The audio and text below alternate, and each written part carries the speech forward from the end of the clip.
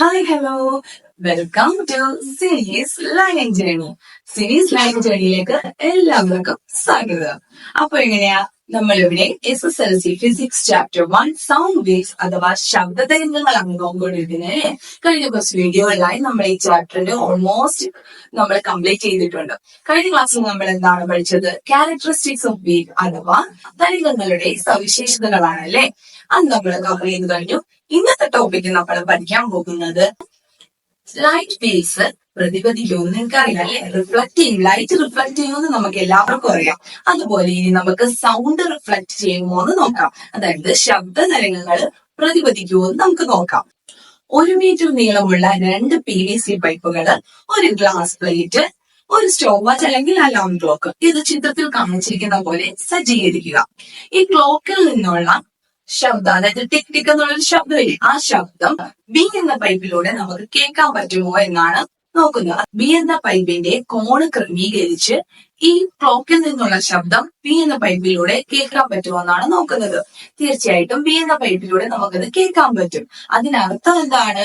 A എന്ന പൈപ്പിൽ നിന്നാണ് നമുക്ക് ഈ ക്ലോക്കിന്റെ ശബ്ദം വരുന്നതല്ലേ. അപ്പോ എ എന്ന പൈപ്പിൽ നിന്നും വരുന്ന ക്ലോക്കിന്റെ ശബ്ദം ആ മിനുസമുള്ള പ്രതലം ഏതാണ്? ഗ്ലാസ് പ്ലേറ്റ് അല്ലെ, അതിൽ തട്ടി റിഫ്ലക്ട് ചെയ്യുന്നു, പ്രതിപദിക്കുന്നത് കൊണ്ടാണ് ബി എന്ന പൈപ്പിലൂടെ നമുക്കത് കേൾക്കാൻ പറ്റുന്നത്. അപ്പോ പ്രകാശം പ്രതിപദിക്കുന്നത് പോലെ, അതായത് ലൈറ്റ് റിഫ്ലക്ട് ചെയ്യുന്നത് പോലെ ശബ്ദവും റിഫ്ലക്ട് ചെയ്യുമെന്ന് നമുക്ക് മനസ്സിലായി, ശബ്ദവും പ്രതിപദിക്കുമെന്ന് നമുക്ക് മനസ്സിലാക്കാം അല്ലെ. അങ്ങനെയാണെങ്കിൽ ഇവിടെ ഗ്ലാസ് പ്ലേറ്റിന് പകരം, ഗ്ലാസ് പ്ലേറ്റ് എന്ന് പറയുന്നത് ഒരു മിനുസമുള്ള പ്രതലമാണ് അല്ലെ. അപ്പൊ ആ ഗ്ലാസ് പ്ലേറ്റിന് പകരം നമ്മളൊരു പരുപരുത്ത പ്രതലമാണ് വെക്കുന്നതെങ്കിൽ, ഇപ്പൊ റഫ് ആയിട്ടുള്ള ഒരു സർഫസ് ആണ് വെക്കുന്നതെങ്കിൽ എന്തായിരിക്കും സംഭവിക്കുക? അതായത് ഈ ശബ്ദത്തിന്റെ ഉച്ചത കുറയുന്നതായിട്ട് നമുക്ക് ഫീൽ ചെയ്യും. ഈ സൗണ്ടിന്റെ ലൗഡ്നെസ് ഡിക്രീസ് ചെയ്യുന്നതായിട്ട് നമുക്ക് തോന്നും. അതിന് കാരണം എന്താണ്? അതായത് മിനുസമുള്ള പ്രതലങ്ങൾ പരുപരുത്ത പ്രതലങ്ങളെ അപേക്ഷിച്ച് ശബ്ദത്തെ നന്നായി പ്രതിപദിക്കും. അതായത് smooth surfaces reflect sound more effectively than rough surfaces. എന്ന ശബ്ദത്തിന്റെ പ്രതിപദനെ പ്രയോജനപ്പെടുത്തിയിരിക്കുന്ന സന്ദർഭങ്ങൾ നിങ്ങൾക്ക് പറയാമോ? നമുക്ക് നോക്കാം. ഒന്നെന്ന് പറയുന്നത് സൗണ്ട് ബോർഡ്. സൗണ്ട് ബോർഡ് നിങ്ങൾക്ക് അറിയായിരിക്കും, എല്ലാവർക്കും അറിയാവുന്നതായിരിക്കും. സൗണ്ട് ബോർഡ് അതായത് ഈ ഓഡിയോ സിഗ്നലുകളൊക്കെ അതിനെ ക്രമീകരിക്കാനും നിയന്ത്രിക്കാനും ഒക്കെ ഉപയോഗിക്കുന്ന ഒരു ഉപകരണം അല്ലെങ്കിൽ ഒരു സിസ്റ്റം ആണ് സൗണ്ട് ബോർഡ് എന്ന് പറയുന്നത്. അപ്പൊ അത് ഇതിനൊരു ഉദാഹരണമാണ്. ഓഡിയോ റെക്കോർഡിങ്ങിനും ലൈവ് സെഷൻസിനൊക്കെ നമ്മൾ സൗണ്ട് ബോർഡ് യൂസ് ചെയ്യാറുണ്ട്. അതായത് മറ്റൊരു ഉദാഹരണമാണ് ഈ ഹാളുകളിലൊക്കെ, വലിയ ഹാളുകളിലൊക്കെ ഇങ്ങനെ സീലിംഗ് ഇങ്ങനെ വളച്ച് നിർമ്മിച്ചിരിക്കുന്നതാണ്. അതും ഇതിനൊരു ഉദാഹരണമാണ്. ഈ സീലിംഗ് ഇങ്ങനെ വളച്ചു വെച്ചിരിക്കുമ്പോൾ ഒരു സ്രോതസ്സിൽ നിന്നുണ്ടാവുന്ന ശബ്ദത്തെ ഈ ആ സീലിംഗിൽ വളച്ചു വെച്ചിരിക്കുന്നത് അതിൽ തട്ടി പ്രതിപദിച്ച് ആ ഹാളിന്റെ എല്ലാ ഭാഗത്തേക്കും അത് ഒരുപോലെ വ്യാപിപ്പിക്കും. അതിനാണ് ഈ ഹാളുകളിലോ, വലിയ ഹാളുകളിലൊക്കെ, ഓഡിറ്റോറിയത്തിലൊക്കെ, ചില ഓഡിറ്റോറിയങ്ങൾക്ക് നമുക്ക് അറിയാൻ പറ്റും മിക്കവാറും ഇങ്ങനെ സീലിംഗ് ഇങ്ങനെ വളച്ചായിരിക്കും നിർമ്മിച്ചിരിക്കുന്നത്. നമുക്ക് ഈ നമ്മൾ ശബ്ദം പ്രതിപദിക്കുമെന്ന് പറഞ്ഞല്ലേ, അങ്ങനെയാണെങ്കിൽ ഈ പ്രതിപദിച്ചു വരുന്ന ശബ്ദം, അതായത് റിഫ്ലക്ട് ചെയ്ത് വരുന്ന സൗണ്ട് വീണ്ടും വീണ്ടും പ്രതിപദിക്കുമായിരിക്കുമോ? അതെ, വീണ്ടും വീണ്ടും റിഫ്ലക്ട്. അതിനെയാണ് ശബ്ദത്തിന്റെ ആവർത്തന പ്രതിപദനം അല്ലെങ്കിൽ മൾട്ടിപ്പിൾ റിഫ്ലക്ഷൻ ഓഫ് സൗണ്ട് എന്ന് പറയുന്നത്. മനസ്സിലാവില്ല. അതായത് ഈ പ്രതിപദിച്ചു വരുന്ന ശബ്ദം വീണ്ടും വീണ്ടും പ്രതിപദിക്കുന്നതാണ് എന്ത്? മൾട്ടിപ്പിൾ റിഫ്ലക്ഷൻ ഓഫ് സൗണ്ട്, അല്ലെങ്കിൽ മലയാളത്തിൽ എന്ത് പറയും? ശബ്ദത്തിന്റെ ആവർത്തന പ്രതിപദനം. അടച്ചിട്ടിരിക്കുന്ന ഒരു ഹാളില് ഒരു സ്രോതസ്സിൽ നിന്നുണ്ടാകുന്ന ശബ്ദം, അതായത് ഒരു സോഴ്സിൽ നിന്നുണ്ടാകുന്ന ശബ്ദം വീണ്ടും വീണ്ടും പ്രതിപദിച്ച് ആ ശ്രോതാവിലേക്ക് തന്നെ എത്തുന്ന വിധമാണ് ഇവിടെ ചിത്രീകരിച്ചിരിക്കുന്നത്.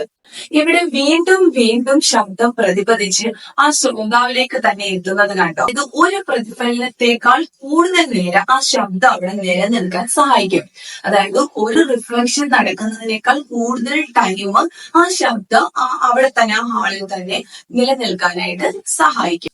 മെഗാഫോണുകള്, സ്റ്റെതസ്കോപ്പുകള്, പിന്നെ കച്ചേരി ഹാളുകളിലെ സംഗീത കച്ചേരികളൊക്കെ നടത്തുന്ന കൂടുതലായിട്ട് അങ്ങനെയുള്ള ഹാളുകള്, അവിടെയൊക്കെ ഈ വിവിധ ആപ്ലിക്കേഷനിലൂടെ ഈ പ്രതിഭാസം പ്രയോജനപ്പെടുത്തുന്നുണ്ട്. ഈ മെഗാഫോണിനുള്ളില് ഒന്നിലധികം പ്രതിഫലനങ്ങൾ ഉപയോഗിച്ച് ശബ്ദത്തെ ഒരു പ്രത്യേക ദിശയിലേക്ക് നയിക്കുകയാണ് ചെയ്യുന്നത്. ഈ സ്റ്റെതസ്കോപ്പുകളിലാണെങ്കിലോ രോഗിയുടെ ശരീരത്തിൽ നിന്നുള്ള ശബ്ദങ്ങള് സ്റ്റെതസ്കോപ്പിനുള്ളില്, ഈ ഉപകരണത്തിനുള്ളില് പലതവണ പ്രതിഫലിക്കും. അപ്പൊ എന്ത് പറ്റും? ഡോക്ടർക്ക് ചെറിയ നേരിയ ശബ്ദം പോലും നല്ല വ്യക്തമായിട്ട് കേൾക്കാനായിട്ട് പറ്റും. ഞാൻ കച്ചേരി ഹാളിന്റെ കാര്യം പറഞ്ഞില്ലേ, കച്ചേരി ഹാളിന്റെ കാര്യത്തിൽ എങ്ങനെയാ ഈ ഹാളുകളുടെയൊക്കെ നിർമ്മാണം എന്ന് പറഞ്ഞാൽ കൂടുതൽ ഇതിനകത്ത് വളഞ്ഞ മേൽത്തട്ടുകളും സൗണ്ട് ബോർഡുകളും ഇതൊക്കെ ഇൻക്ലൂഡ് ചെയ്തായിരിക്കും, ഉൾപ്പെടുത്തിക്കൊണ്ടുള്ളതായിരിക്കും ഇതിന്റെ ഒരു നിർമ്മാണം എന്ന് പറയുന്നത്. ഈ സൗണ്ട് എന്തായാലും പ്രതിഫലിച്ച് ഒന്നിലധികം പ്രതിഫലനങ്ങൾ ഉണ്ടായി എന്ത് ചെയ്യും, ആ ഹാള് മുഴുവൻ തുല്യമായിട്ട് ഈ ശബ്ദം എല്ലായിടത്തും എത്തും. അപ്പൊ നമ്മൾ ഇതുവരെ ശബ്ദം പ്രകാശത്തിന് പോലെ തന്നെ ശബ്ദം പ്രതിഫലിക്കുമെന്ന് പഠിച്ചു അല്ലെ, റിഫ്ലക്ട് ചെയ്യുമെന്ന് പഠിച്ചു. പിന്നെ എന്താ പഠിച്ചത്, അത് പ്രയോജനപ്പെടുത്തിയുള്ള സന്ദർഭങ്ങൾ ഏതൊക്കെയാണെന്ന് നമ്മൾ നോക്കി. പിന്നെന്താ പഠിച്ചത്, മിനുസമുള്ള പ്രതലങ്ങളിലും പരിപരുത്ത പ്രതലങ്ങളിലും എങ്ങനെയാണ് ഇതിന്റെ പ്രതിഫലനം എന്ന് നോക്കി അല്ലെ. അപ്പൊ ഇനി നമ്മൾ നോക്കാൻ പോകുന്നത് പ്രതിധ്വനി അഥവാ എക്കോ. എക്കോ എന്ന് കേൾക്കുമ്പോ എല്ലാവർക്കും അറിയാൻ പറ്റും. നമ്മള് ടൂറൊക്കെ പോകുമ്പോ ഇപ്പൊ കൊടൈക്കനാലൊക്കെ പോകുമ്പോ എക്കോ പോയിന്റിലൊക്കെ ചെന്ന് എല്ലാവരും ഇങ്ങനെ കൂവിയും കടിയടിച്ചും ഒക്കെ ഒരു പേരുകളൊക്കെ വിളിച്ചൊക്കെ പറഞ്ഞ് നിങ്ങൾ നോക്കിയിട്ടില്ലേ? ഓക്കെ, അപ്പൊ കുറച്ച് സമയത്തിന് ശേഷം അത് വീണ്ടും തിരിച്ചു കേൾക്കുന്നതായിട്ട് നമുക്ക് അനുഭവപ്പെടത്തില്ലേ? അത് തന്നെയാണ് പ്രതിധ്വനി അഥവാ എക്കോ. അങ്ങനെയാണെങ്കിൽ എക്കോയെ നമുക്ക് എങ്ങനെ ഡിഫൈൻ ചെയ്യാം? എക്കോ അഥവാ പ്രതിധ്വനി. Echo is the sound heard after a while due to the reflection of the initial sound. ആദ്യ ശബ്ദം ശ്രവിച്ചതിന് ശേഷം അതേ ശബ്ദം പ്രതിഫലിച്ച് വീണ്ടും കേൾക്കുന്ന പ്രതിഭാസമാണ് പ്രതിധ്വനി അഥവാ എക്കോ എന്ന് പറയുന്നത്. എന്നാൽ ചെറിയ മുറിക്കുള്ളിൽ എന്താ ഇങ്ങനെ എക്കോ കേൾക്കാത്തത് എന്ന് നിങ്ങൾ ചിന്തിച്ചിട്ടുണ്ട്? അതെന്തുകൊണ്ടാ?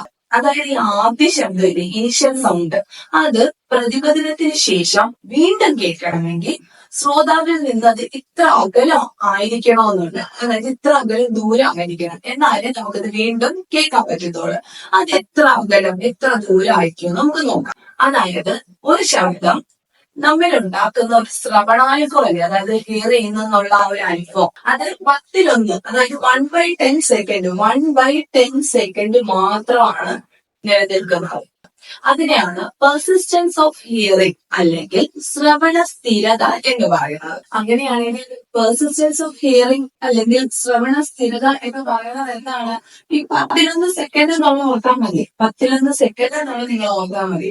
അതായത് ഒരു ശബ്ദം പ്രതിഫലിച്ച് 11 സെക്കൻഡ് മാത്രമാണ് നിലനിൽക്കുന്നത്. 1/10 സെക്കൻഡിനുള്ളിൽ വീണ്ടും ഒരു ശബ്ദം കേൾക്കുകയാണെങ്കിൽ അത് നമുക്ക് ഒരുമിച്ച് കേൾക്കുന്ന ഒരു അനുഭവമേ ഉണ്ടാവുകയുള്ളൂ. അങ്ങനെയാണെങ്കിൽ ആദ്യ ശബ്ദം ശ്രവിച്ച് എത്ര സമയം കഴിഞ്ഞാണ് പ്രതിധ്വനി കേൾക്കാൻ പറ്റുന്നത് എന്ന് ചോദിച്ചാൽ എന്താ ഉത്തരം പറയും? 1/10 സെക്കൻഡ് അല്ലെ. ഈ സമയം കൊണ്ട് ശബ്ദം എത്ര ദൂരം സഞ്ചരിക്കുമെന്ന് നോക്കാം. അതായത് വായുവിലെ ശബ്ദത്തിന്റെ വേഗം എന്ന് പറയുന്നത് 350 മീറ്റർ പെർ സെക്കൻഡ് ആണ് ടെക്സ്റ്റ് ബുക്കിൽ കൊടുത്തിട്ടുണ്ട്. ഓക്കെ, അപ്പൊ ദൂരം എന്ന് പറയുന്നത്, ദൂരം അഥവാ ഡിസ്റ്റൻസ് എന്ന് പറയുന്നത് എന്താണ്? വേഗം ഇൻറ്റു സമയമാണ് അല്ലെ. വേഗം ഇൻറ്റു നമുക്കറിയാം, വേഗം ഇൻറ്റു സമയമാണ്. അതായത് ഡി ഇസ് ഈക്വൽ ടു എന്താണ്? വി ഇൻറ്റു ടി ആണ് അല്ലെ. അപ്പൊ നമുക്ക് ഇതിലേക്ക് ഈ വാല്യൂ ഇട്ട് കൊടുക്കുമ്പോൾ നമുക്ക് ഡിസ്റ്റൻസ് കിട്ടത്തില്ലേ? എത്ര ദൂരം സഞ്ചരിക്കുന്നത് കിട്ടത്തില്ല. ഇപ്പൊ D is equal to D എന്ന് പറയുന്നത് 350 മീറ്റർ പെർ സെക്കൻഡ് അല്ലെ, ഇൻറ്റു നമുക്ക് 1/10 എന്ന് എടുത്താൽ ഈ 0 പോകുമ്പോഴത്തേക്ക് 35 മീറ്റർ, 35 അകലമല്ലേ.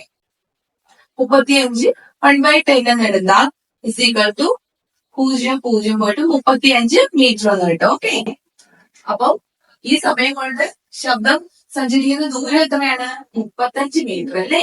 അപ്പൊ ഈ പ്രതിധ്വനി കേൾക്കണമെങ്കിൽ ഈ ശബ്ദത്തിന്റെ ഈ ദൂരം എന്ന് പറയുന്നത് 35 മീറ്ററിലെ പകുതിയായ 17.5 മീറ്റർ അകലെ ആയിരിക്കണം. ഇപ്പൊ 17.5 മീറ്റർ കൂടുതലാണെങ്കിൽ നമുക്ക് ആ ശബ്ദം വേറിട്ട് കേൾക്കാൻ പറ്റും. 17.5 മീറ്ററിൽ കൂടുതലാണെങ്കിൽ അതേ ശബ്ദം തന്നെ നമുക്ക് വേർതിരിച്ച് വീണ്ടും കേൾക്കാൻ പറ്റും.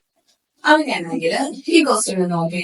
The echo of firecracker is heard after 1 second by the person who burst it. How far is the reflecting surface from the person hearing the echo? അതായത് ഫയർ ക്രാക്കർ എന്ന് പറഞ്ഞാൽ നമ്മുടെ അമ്പലത്തിലൊക്കെ പൊട്ടിക്കുന്ന കതിരവെടി. അപ്പൊ ക്വസ്റ്റ്യൻ എന്താ പറയുന്നത്? ഒരു കതിരവെടി പൊട്ടി 1 സെക്കൻഡിന് ശേഷം അത് പൊട്ടിച്ച ആൾക്ക് തന്നെ കേൾക്കാൻ പറ്റുന്നുണ്ടെന്ന് പറയുന്നത്. അങ്ങനെയാണെങ്കിൽ ആ റിഫ്ലക്റ്റിംഗ് സർഫേസ്, പ്രതിപദിന തലം ആ ആളിൽ നിന്നും എത്ര ദൂരെയാണെന്ന് കണ്ടുപിടിക്കാനാണ് പറയുന്നത്. ഇവിടെ ശബ്ദത്തിന്റെ speed of sound 350 metre per second ആയിട്ട് കാണും, പരിഗണിക്കാൻ പറയുന്നുണ്ട്. അങ്ങനെയാണെങ്കിൽ നമുക്ക് ഈ ക്വസ്റ്റ്യൻ എങ്ങനെ ചെയ്യാം? ഇവിടെ പ്രതിപതന തലത്തിലേക്കുള്ള, അതായത് റിഫ്ലക്റ്റിംഗ് സർഫസിലേക്കുള്ള ഡിസ്റ്റൻസ് എന്ന് പറയുന്നത് നമുക്ക് ഡി എന്ന് എടുക്കാം. അതായത് പ്രതിപതന തലത്തിലേക്കുള്ള ദൂരം എന്ന് പറയുന്നത് ഡി ആണെങ്കിൽ ഞാൻ പറഞ്ഞു നമുക്ക് ഇവിടെ ഡി എന്ന് പറയുന്നത് എത്രയായിട്ട് എടുക്കണം? 2d ആയിട്ട് എടുക്കണം. അതായത് ഡിസ്റ്റൻസ്, ടോട്ടൽ ഡിസ്റ്റൻസ് എടുക്കണം. അതായത് പ്രതിപതന തലത്തിലേക്കോ, അതായത് റിഫ്ലക്റ്റിംഗ് സർഫസിലേക്കോ തിരിച്ചും ശബ്ദം സഞ്ചരിക്കുന്ന ആകെ ദൂരമല്ലേ കണ്ടുള്ളത്. അപ്പൊ നമ്മൾ 2d ആയിട്ട് എടുക്കണം. സ്പീഡ് എന്ന് പറയുന്നത് ഡിസ്റ്റൻസ് ബൈ ടൈം ആണല്ലേ. അപ്പൊ നമുക്ക് v is equal to 2d by time. അതായത് d നമ്മൾ 2d ആയിട്ട് എടുക്കണമെന്ന് ഞാൻ ഓൾറെഡി പറഞ്ഞു. 2d by t.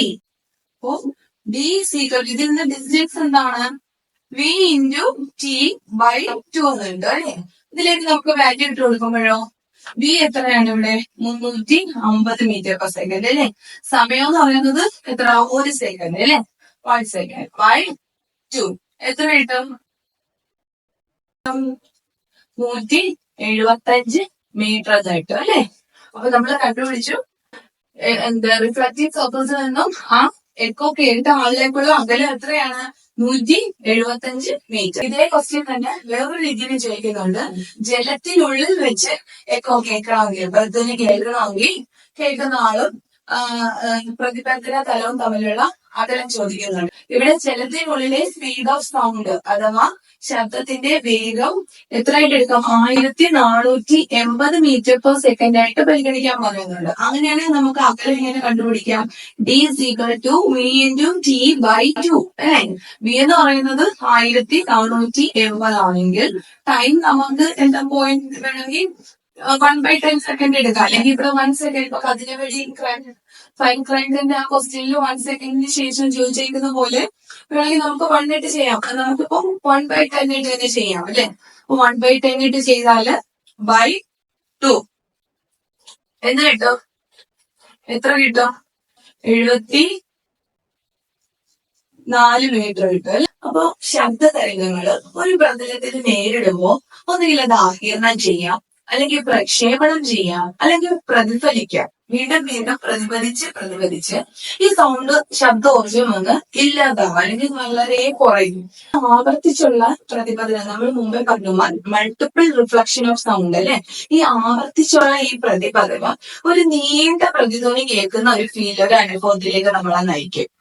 അതിനെയാണ് നമ്മൾ അനുരണന അഥവാ റിവർബറേഷൻ എന്ന് പറയുന്നത്. എന്താണ് അനുരണന അഥവാ റിവർബറേഷൻ? ഒഴിഞ്ഞ മുറിയിൽ നിന്ന് ശബ്ദം ഉണ്ടാക്കുമ്പോൾ ഒരു ബൂം ബൂം ബൂം എന്നൊരു സൗണ്ട് ആണ്, അതൊരു മുഴക്ക പോലെ കേൾക്കത്തില്ലേ? അത് ഈ അനുരണന അല്ലെങ്കിൽ റിവർബറേഷൻ ആണ്. ഓക്കെ, നിങ്ങളുടെ ടെക്സ്റ്റ് ബുക്കില് ഈ റിവർബറേഷനുമായിട്ട് ബന്ധപ്പെട്ട ഒരു കാര്യം പറയുന്നുണ്ട്. അതായത് കർണാടകത്തിലെ ബീജാപൂർ എന്ന് പറയുന്ന സ്ഥലത്തില് ഗോൾഗൂപ്പസ് എന്ന് പറയുന്ന ഒരു മർമ്മര ഗോപുരമുണ്ട്. അതൊരു പ്രത്യേക രീതിയിലുള്ള ഒരു ഗോളാകൃതിയിലൊക്കെ ഉള്ള ഒരു കൺസ്ട്രക്ഷൻ ആണ്, ഒരു ഗാലറിയാണ് അത്. അവിടെ ഒരു ചെറിയ ശബ്ദം ഉണ്ടാക്കിയാൽ പോലും വലിയ രീതിയിൽ മുഴങ്ങി ആ ഗാലറിക്കുള്ളിൽ ഫുള്ളും നമുക്ക് മുഴങ്ങി കേൾക്കുന്നതായിട്ട് അനുഭവപ്പെടും. കാരണം എന്താന്ന് വെച്ചാല് ഇതാണ് റിവർബറേഷൻ ആണ്. അതായത് ആവർത്തിച്ചുള്ള പ്രതിപതനത്തിന്റെ ഫലമായിട്ടാണ് ഈ മുഴക്കം ഉണ്ടാകുന്നത്. അങ്ങനെയാണെങ്കിൽ റിവർബറേഷൻ എന്താണെന്ന് പറയാം. Reverberation is the decline of sound even after the original sound has ceased. It is due to the multiple reflection of sound and the boom fades away gradually. അതായത് ഒരു ശബ്ദം ഉണ്ടായതിനു ശേഷം ആവർത്തന പ്രതിപതനത്തിന്റെ ഫലമായി ഉണ്ടാകുന്നതും പിന്നീട് മെല്ലെ കുറയുന്നതുമായ മുഴക്കം അല്ലെ. അതാണ് എന്തെന്ന് പറയുന്നത്? അനുരണനം അഥവാ റിവർബറേഷൻ എന്ന് പറയുന്നത്. ഈ ആവർത്തന പ്രതിപതനത്തിന് ശേഷം എന്തുണ്ടാകും? ഈ ഉണ്ടാകുന്ന ആ മുഴക്കം മെല്ലെ ഇല്ലാതാവും. ആ ഒരു ശബ്ദോർജ്ജം മെല്ലെ ഇല്ലാതാവും. വളരെ കുറഞ്ഞു പിന്നീട് അതങ്ങ് ഇല്ലാതാവും. അതാണ് റിവർബറേഷൻ അഥവാ അനുരണനം എന്ന് പറയുന്നത്. ഓഡിറ്റോറിയത്തിന്റെ അല്ലെങ്കിൽ സിനിമാ തിയേറ്ററിന്റെ ഒക്കെ ഈ ഹാളുകള് ഭിത്തികളൊക്കെ എന്താണ് പരുക്കനായിട്ട് പരിപരിത രീതിയിൽ റഫായിട്ട് നിർമ്മിച്ചിരിക്കുന്നതെന്ന് ചോദിക്കാം. എന്താണ് അതിന് കാരണം? ശബ്ദ തരംഗങ്ങളുടെ പ്രതിഫലനം നിയന്ത്രിച്ചിട്ട് നമ്മുടെ എക്കോ ഇല്ലേ, പ്രതിധ്വനി അത് കുറയ്ക്കാൻ വേണ്ടിയിട്ട് എക്കോ കുറയ്ക്കുമ്പോഴത്തേക്കും നമുക്ക് ശബ്ദം നല്ല ക്ലിയർ ആയിട്ട് കേൾക്കാൻ പറ്റും അല്ലെ. എക്കോ കുറച്ച് പ്രതിധ്വനി കുറച്ചിട്ട് നമുക്ക് ആ ശബ്ദം നല്ല വേറിട്ട് നല്ല വ്യക്തമായിട്ട് കേൾക്കാനും മനസ്സിലാക്കാനും വേണ്ടിയിട്ടാണ് ഈ ഓഡിറ്റോറിയങ്ങളുടെയും സിനിമാ തിയേറ്ററിന്റെയൊക്കെ ഭിത്തികള് മോൾസ് ഒക്കെ ഇങ്ങനെ പരിവർത്തിതമായിട്ട് റഫായിട്ട് മേക്ക് ചെയ്തിരിക്കുന്നത്. അങ്ങനെ ഒരു ക്വസ്റ്റ്യൻ നിങ്ങൾക്ക് ചിലപ്പോൾ എക്സാമിന് ചോദിക്കാം കേട്ടോ. എനിക്ക് റിവർബറേഷൻ ഉദാഹരണമായിട്ട് ചോദിക്കാം, അതല്ലെങ്കിൽ ഇത് എന്തുകൊണ്ടാണ് റീസൺ ചോദിക്കുക, എന്തുകൊണ്ടാണ് ഇങ്ങനെ ഹാളുകളുടെ സിനിമാ തിയേറ്ററിന്റെയൊക്കെ ഭിത്തികൾ ഇങ്ങനെ പരിപാലിക്കാനായിട്ട് നിർമ്മിച്ചിരിക്കുന്നതെന്ന് ചോദിക്കാം. അതിന്റെ ഉത്തരം നിങ്ങൾക്ക് ഇപ്പൊ മനസ്സിലായല്ലോ അല്ലെ. അപ്പൊ നമ്മൾ ഇന്ന് എന്തൊക്കെയാണ് പഠിച്ചത്? എന്തൊക്കെയാണ് നമ്മൾ ഇന്ന് പഠിച്ചത്? റിവർബറേഷൻ എന്താണെന്ന് പഠിച്ചത്. നമ്മള് ശബ്ദം പ്രതിഫലിക്കുമോ റിഫ്ലക്ട് ചെയ്യുമോ എന്ന് പഠിച്ചു അല്ലെ. റിഫ്ലക്ഷൻ ഓഫ് സൗണ്ട് നമ്മൾ പഠിച്ചു. പിന്നെ എന്താ പറയുക, മൾട്ടിപ്പിൾ റിഫ്ലക്ഷൻ ഓഫ് സൗണ്ട് പഠിച്ചു അല്ലെ. ഇതൊക്കെ പ്രയോജനപ്പെടുത്തുന്ന സന്ദർഭങ്ങൾ നമ്മൾ പഠിച്ചു. പിന്നീട് എന്താണ് പ്രതിധ്വനി അഥവാ എക്കോ എന്താണെന്ന് പഠിച്ചു. ശ്രവണസ്ഥിരത അഥവാ പെർസിസ്റ്റൻസ് ഓഫ് ഹിയറിംഗ് എന്താണെന്ന് നോക്കി.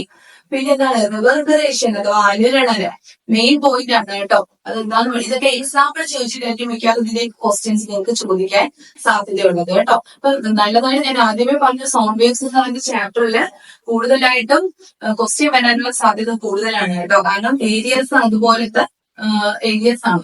അതുകൊണ്ട് നിങ്ങൾ നല്ലതുപോലെ മനസ്സിലാക്കി പഠിക്കണം കേട്ടോ. നിങ്ങൾ ഡൗട്ട് ഉണ്ടെങ്കിൽ തീർച്ചയായിട്ടും നിങ്ങൾ കമന്റ് സെക്ഷനിൽ ചോദിക്കണം കേട്ടോ. നിങ്ങളുടെ ചാനല് ഞാൻ പഠിപ്പിക്കുന്നത് ഇഷ്ടമാവുന്നുണ്ടെങ്കിൽ മനസ്സിലാവുന്നുണ്ടെങ്കിൽ തീർച്ചയായിട്ടും സപ്പോർട്ട് ചെയ്യുക, ലൈക്ക് ചെയ്യുക, സബ്സ്ക്രൈബ് ചെയ്യാൻ മറക്കരുത് കേട്ടോ. Okay, bye bye.